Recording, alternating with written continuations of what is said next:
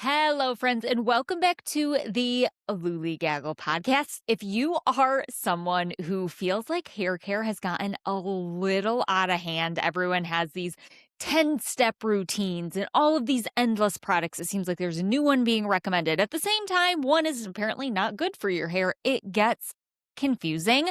If that's you, today's episode is for you. We are talking with Krystle Waivio, a professional hairstylist with over 22 years of experience, and she really takes a very refreshingly minimalist approach to hair care, and she's really breaking down for us what's worth it, what's not, what's overhyped, and also why it works. I actually learned a lot in this episode. I will be so honest with you guys. I thought like, oh, I know about hair care. Like I've heard all the tips and stuff like that.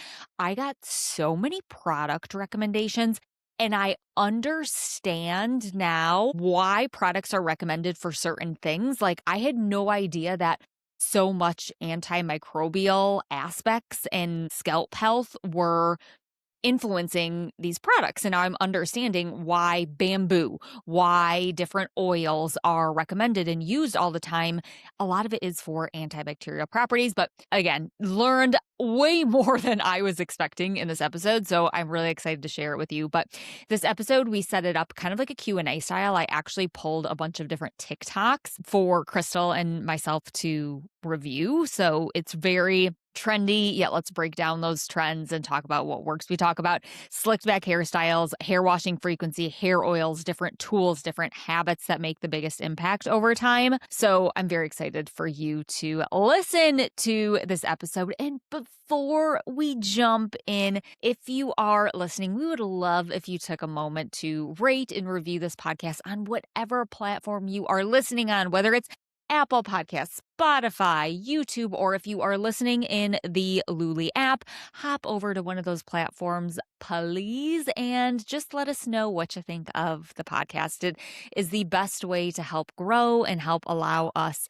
getting more and more guests on to share valuable information with you.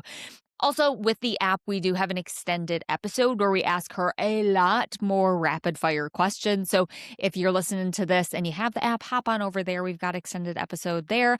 But also, if you're left wanting more about Krystle's advice, be sure to download the app. You can get a free 7-day trial. Hop in there and give it a listen. And also, if as you're listening, you think of someone who might also like this episode, then love you for it. Thank you in advance. And with that, how about we cut to the chase and get into this episode? Here's my conversation with Krystle. I pulled some different TikToks. I want to get your take on. You ready? Yeah. Yes. Okay. Ready. So the first one, first of all, slicked back hairstyles are so in right now. I feel like I can't pull them off, but like Not everybody can. Yep. But this person said that don't do slick back hairstyles because they cause breakage. Thoughts on that? Okay. They totally can if you're doing them all the time.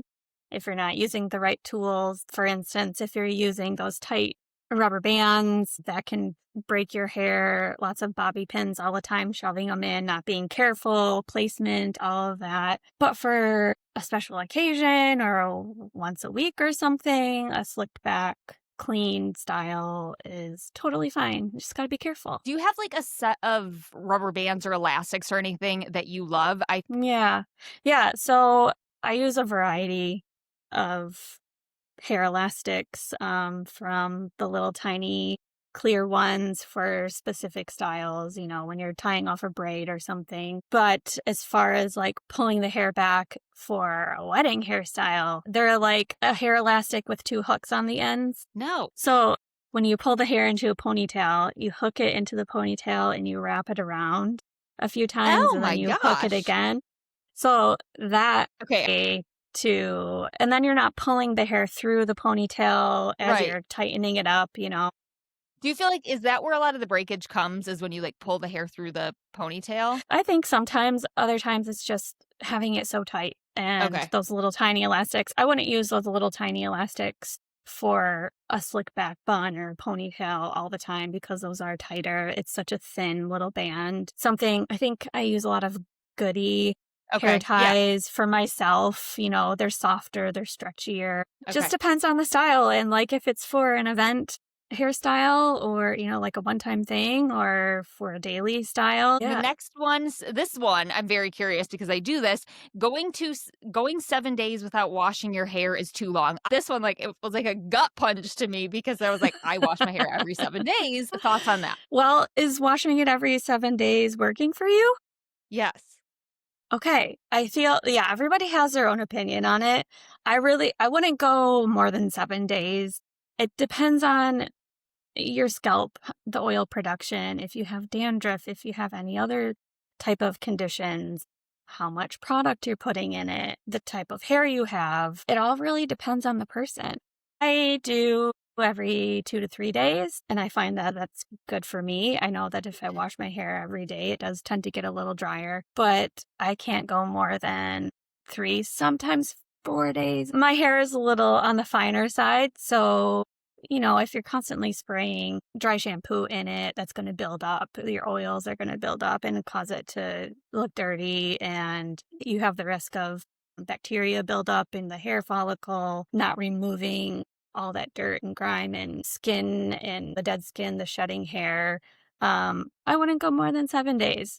If it's working for you to do 7, keep doing it. If you're not feeling like it's harming your scalp, if you feel like your scalp health is pretty good, keep doing it. How would someone know if their scalp health wasn't good? Itchiness, sometimes you can get, this happens to me if I go too long, you can get like the little, almost like zits along your hairline. You can part your hair and like, If you do start to see some flakes, should you then try to wash your hair more often? it depends. Every scalp is No, different. I Every hair is different. Skin is different. So, I mean, just experiment with it at first. And if it's because you're not washing your hair enough, the problem will probably fix itself. But if it's something else, then yeah, there's different treatments you can do. So you mentioned the scalp. And I feel like I don't know if like this sounds weird. The scalp is like trending. So many of these were talking about like scalp oils and like all of this kind of stuff. So one person said like hair oiling, which I don't know if this is like a millennial thing, but the idea of putting oil either on like your scalp or on your face, like that was like such a no-no in like the early I know 2000s, and it feels so strange. But what's the deal with like this hair oiling for hair growth? that can go back many, many years. Different cultures would oil their hair, their scalp. With specifically, I believe, coconut oil. Coconut oil has a lot of antibacterial properties, but it is a very comedogenic oil, meaning it can clog your pores. Uh-huh. So I certainly wouldn't want to use it on my scalp. I get cystic acne and just breakouts from it, but some people can use it. So again, that depends. As far as using oil throughout the length of your hair, if you're only putting oil in your hair, so if it's on the top layer of your hair, the cuticle of your hair, Uh-huh. it's going to deflect moisture from getting in.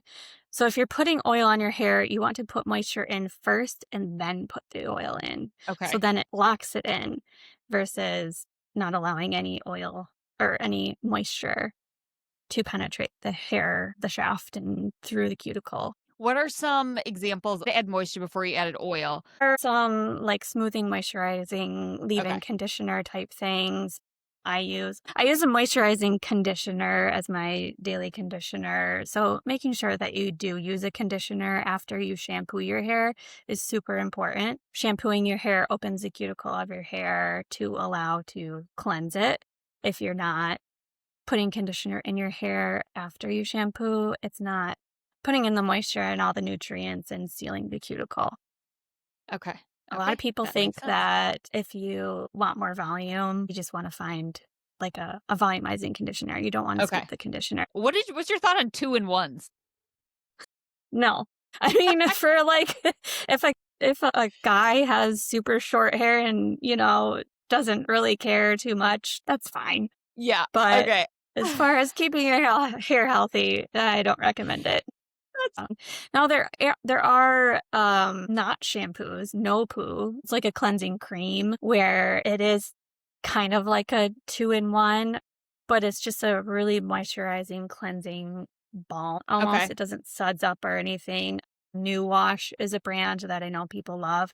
So that would be the only, I guess, 2-in-1 that I would Okay. recommend is something that is specific like that. Yeah. The next one was bamboo brushes to stimulate hair growth with scalp oil too. What's the deal with bamboo brushes? Bamboo have antibacterial properties. The bristles are softer, they're more Okay. natural versus like a plastic type of brush. I don't know that it's going to make that much of a difference whether you're using a bamboo brush, but just using your fingers helps Mhm. stimulate your scalp. Massaging your scalp with your fingers is just as good, Mm. and it's free. Yeah. Okay. I have two questions, follow-up questions for you. Yeah. So, how much of a difference is like a brush gonna make for my hair? Because like there's some like $200 brushes out there, and sometimes I see people being like, "I swear by that." I will be so honest with you. I use a $4 Squishmallow brand brush that I got from Aldi that is like a stack of pancakes because it made me smile. So I was like, "I'm gonna get this." I love And that. I was like, I love the way that it honestly feels on my scalp. So, do you have any, like, preferences of brushes? Yeah. As far there's different brushes for different reasons. For detangling, a wide tooth comb, and when you detangle, you want to start from the ends and work your way up. There's brushes similar to this, like Mhm. a very wide tooth. You just want to make sure that any of the teeth on here don't have any frayed edges, that they're not sharp. The Tangle Teaser, I use this a lot. It feels really good on your scalp. Is that one of those um, same things that you can, like, use in the shower for your Similar. shampoo? Okay. Yep. Those you with these, you want to be careful with the pressure and the amount that you're using it on your scalp because obviously you don't want to break the skin or cause any irritation. I don't think spending hundreds of dollars on a brushes is necessary.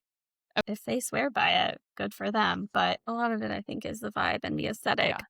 Also, another kind of brush that I want to mention is boar bristle. It is a natural fiber boar hair that will bring your natural oils down into your hair to naturally moisturize it. Huh. People will use a boar bristle brush your hair several times every night or like before you wash your hair just to bring that natural oil, that natural moisture into your hair. Interesting.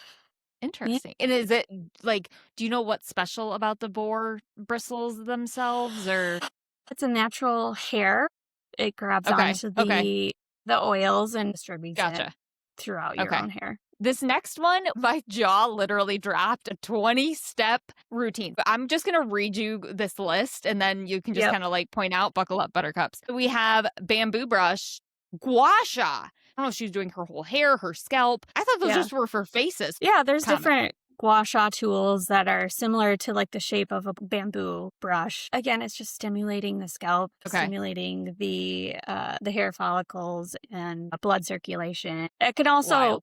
help release tense muscles in your scalp too. Okay. And a high frequency brush.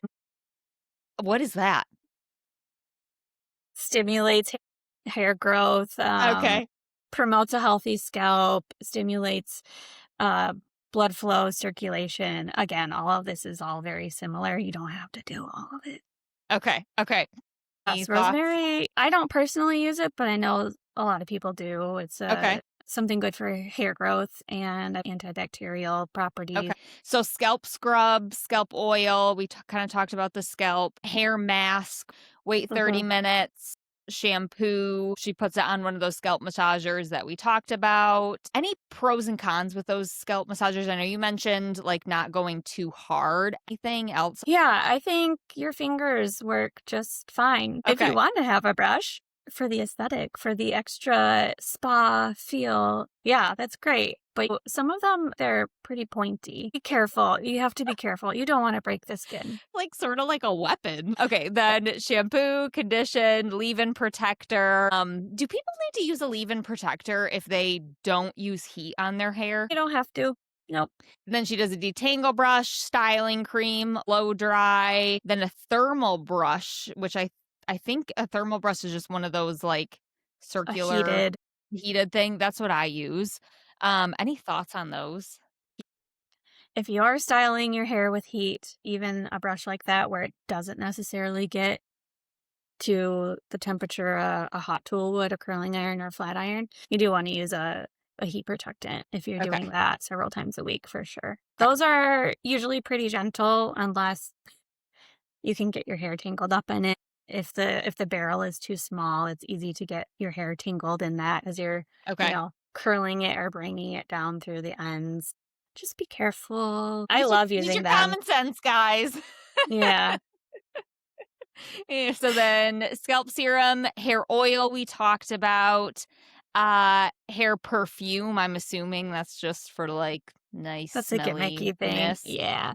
If you're And then putting Nutrafol. Do you have any thoughts on Nutrafol at all? I've had some brides that really swear by it. I don't Okay. personally use it. I think there's been, like, some controversy with it or, Yeah. like, class action lawsuits with hair loss and things like that, which I feel like that happens with so many products because, again, some people might not be using it correctly, might Right. not be for their kind of hair or their condition, their scalp condition, whatever's going on with why they're having hair loss. Yeah, but some people swear by it. Also happened with Olaplex. They had Yes, something Olaplex, where I'm not 100% sure, like, what happened with that. that happened several years ago. I thing to do with hair loss, breakage, causing more damage. It might be user error. It might be this error of the stylist that was using it. If the stylist was using it, um, there was another one. I believe that it's one of the multi-level marketing Okay. Monat Oh, hair. I feel like I've heard of It's that, like the yeah. hair oil or something. They Yeah. had one of those cleansing creams, I think, Okay. that caused some people to lose their hair. It could be correlated with something else going on in their daily routine and their health, medications. So would you say, like, if a brand or product has one of those, it's not necessarily you can't use it yourself? I recommend Olaplex. They are one of the leading ones that came out with all this technology, the bond repair, bond building technology, and now it kinda, like, blew up and everybody has Yeah. it in their colors and their products, shampoos, treatments. I obviously be wary of that, do a little Mhm. research on your own, if it's, like, hundreds of thousands of people that are Mhm. having problems with it, there's probably something going on, but, if Right. it's a handful of people, it might not necessarily be the product and just Right. something else. The last question here before we get into your hair care routine. Any thoughts on Blake Brown Beauty? Just curious if you've like heard anything about it. I feel like people are very, and it also goes into too. Any thoughts on that line? One of her big things is that you shouldn't be using a regular conditioner. You should be using a hair mask, which I'm kind of like, Oh, kind of the same thing. Like, don't conditioners usually say like keep it on for like 3 to 5 minutes? So then couldn't that kind of like be considered a mask? I mean, there are lots of different hair masks out there already. Like, do we need another one? There are some really good ones out there, but, like, can we just calm down? It's Amen like to that. I want to de-influence people rather than influence people. I X and you have to use this, and you want to use this, and you can't use that. Okay, can you walk us through your hair care routine with the caveat again, like your hair is different than my hair? Yeah, I am very simple. In my life, I'm a minimalist. So I don't have a 20-step hair care routine. I use a really nice shampoo and conditioner. The one that I've been using for several years What now brand is it, if is you don't mind me asking? Surface Hair Care. Okay. I tend to go more on the natural side of things. I like to try and support companies that are cruelty-free, vegan, that kind of stuff. Those are some parameters I look out for. The shampoo that I use is for scalp health. I have sensitive skin. I'm a sensitive girl. Sensitive I girly. have to be careful. Like a lot of products will cause my scalp to itch. So it's rare that I will be layering all kinds of product just for a normal Mhm. style day to day. The shampoo I use, I wash my hair twice when I do. I shampoo it twice. Okay. that first initial wash is going to start to break up the hair, the oil in the hair, the dirt on the scalp, kind of get things loosened up. And then that second wash is going to really help get it nice and clean. Something you want to be careful about is the pH of your shampoo and conditioner. This is a well-balanced pH for your scalp health. And then the conditioner that I use is a moisturizing conditioner. Tend to get staticky, especially in the winter time. So having a moisturizing conditioner helps with that. And I find that this one isn't heavy. I have fine hair. So being careful with how heavy products are.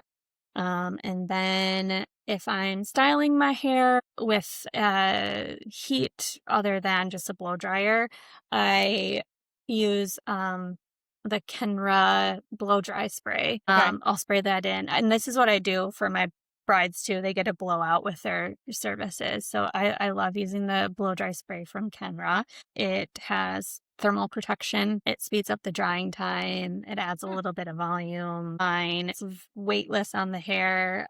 It's just an overall good product. I feel like that's one product that a lot of people can use. And then if I want to give my hair some grit, some volume, AG Haircare has a volumizing paste. Okay. I'll grab it. Okay. This is something I also use when styling brides too. It's like a gritty paste that I just need a little bit, and it melts with the heat of your body. And I just mush it around in my scalp, and it just gives like that second day dirty grittiness. Interesting. I intentionally don't do stuff the day I wash my hair because I'm like, I don't like the way that it looks the first day. So, okay, if I need to do something with it that day. Something like that. Yep. And then for the days that I'm not washing my hair, K18, another really great I've heard a lot about that brand. I don't know anything about it. Very expensive. But their air wash. Okay. It's a dry shampoo, but it's not dry. It's a wet. You spray it in and then you blow dry it in. And you have to be really careful with how much you use of it because it can get built up really quickly. I spray in every section 1 to 2 pumps, and that's enough for my hair because it is fine. Maybe with your hair, maybe like 3 to 4 pumps per section, but that really absorbs the oil and gives some really good volume without it. That white cast that regular aerosol dry shampoos can. Dry shampoo, I guess not dry shampoo, but you know what I mean. Yeah. It's a shampoo. It's a pretty new product. Yeah. Okay. I love it. Yes. Fabulous.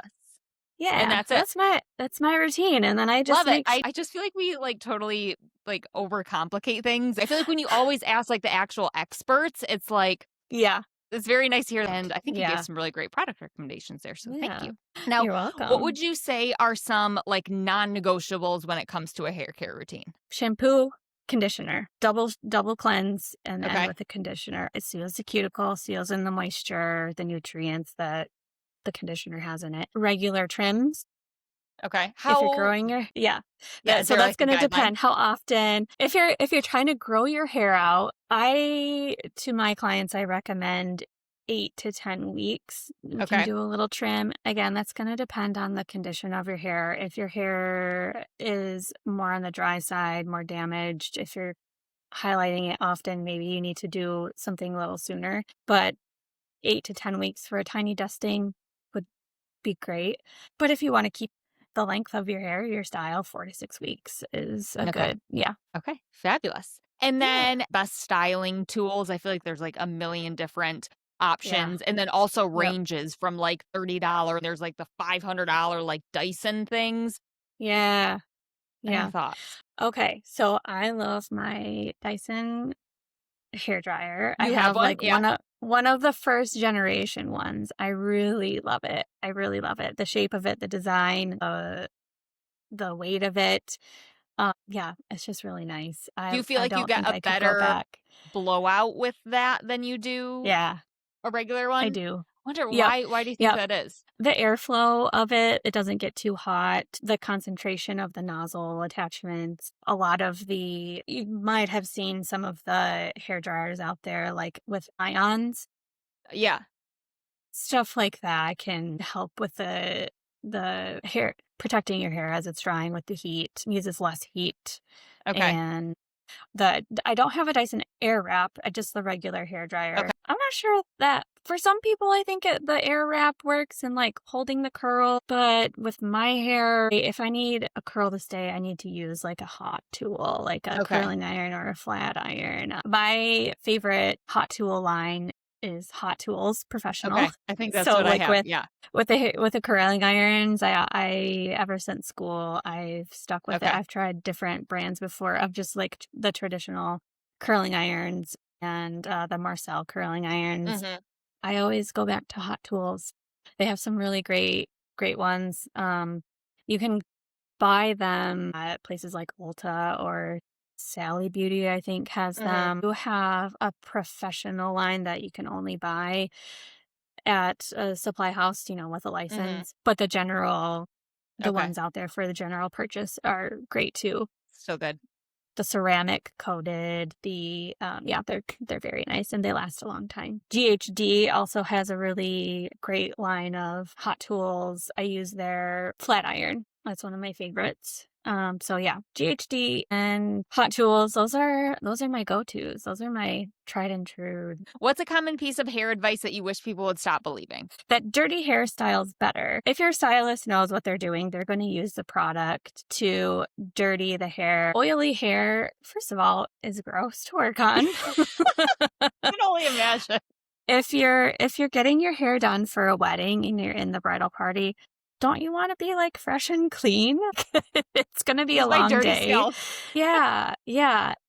If there's too much oil and buildup and product in your hair, trying to get volume out of it or like get a specific style there's sometimes not enough dry shampoo or the best dry shampoo to remove the oil and the dirt in the product There's no that's in coming there. back from that. So yeah, I'm like very insistent on it when I send out my reminders for brides, for the day of to come with clean hair. I will Perfect. use the product that is best for your hair type and the style that you're going for. Yeah, that is my number one. Okay. Just because I Interesting. see that so often. Yeah, I don't like Okay. styling dirty hair. Anything else you want people to know? I think our takeaway here is less is more. You don't have to follow all the hair trends, and everybody is different. Every hair type is different. Every scalp is different. What works for all these people might not work for you. Thank you so much for chatting with me. You're Where can everyone find welcome. you? You can find me on Instagram at Krystle Waivio. If anybody has questions about like product wise of what to use for their type of hair, feel free to DM me. Great. And the elopement coat, I'm obsessed. It's just fabulous. Thank you. This is great. I'm so excited.